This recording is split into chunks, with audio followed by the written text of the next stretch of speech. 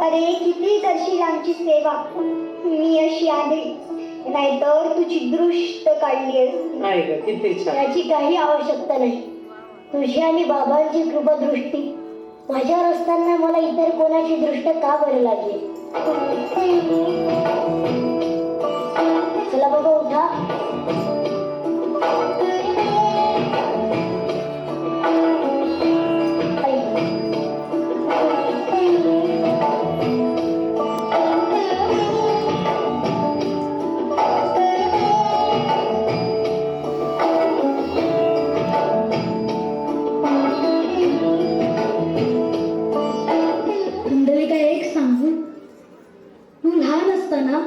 तुझी आई तुला असंच जेव खाऊ घालत असेल.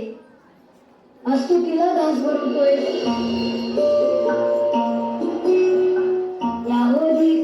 एक आई बापाला काय हवं? आई बाबा, तुमची सेवा करण्याचंच माझ्या आयुष्याचं सार्थक आहे. आई वडिलांची जो सेवा करतो त्याला मोक्ष निश्चितच मिळतो.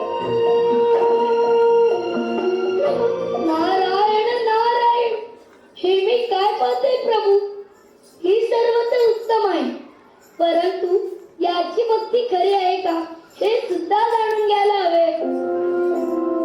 अहो, कसोटीत पूर्ण उतरल्याशिवाय लोकांना लिहिण्याची पारख होत नाही, हेच खरे.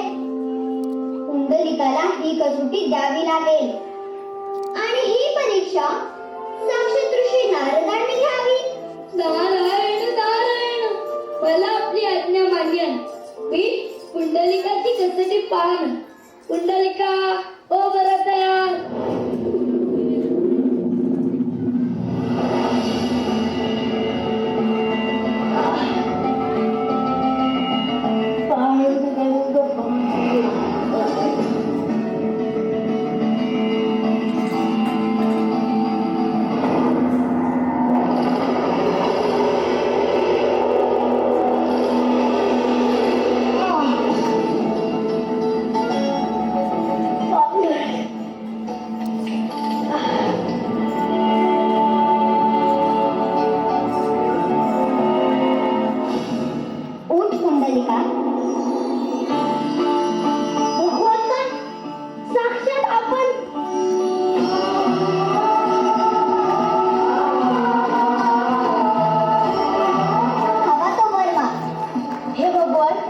आपल्या भेटीची ओढ दर्शनाची आस मला निश्चितच आहे,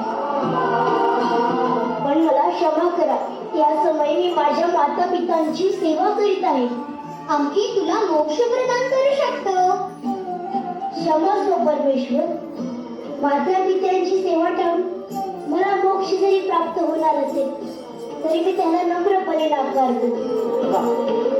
माझ्या आई वडिलांची सेवा होईपर्यंत आपण माझी प्रतीक्षा करायची अशी माझी आपणास प्रार्थना आहे. आम्ही तुझ्यावर प्रसन्न झालो. जशी तुझी इच्छा कुंडलिका. तुझी सेवा पूर्ण होऊ दे, परंतु प्रतीक्षा करावी असे योग्य असण्याची नाहीये. तेवढे देशील?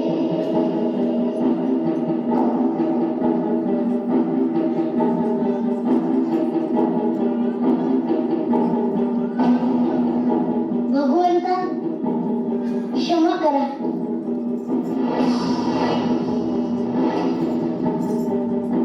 आता आपण या मातीच्या विटेचे वाचन करा. आपल्या पावन स्पर्शाने या मातीच्या विटेचे सुद्धा सिंहासन होईल. नारायण नारायण.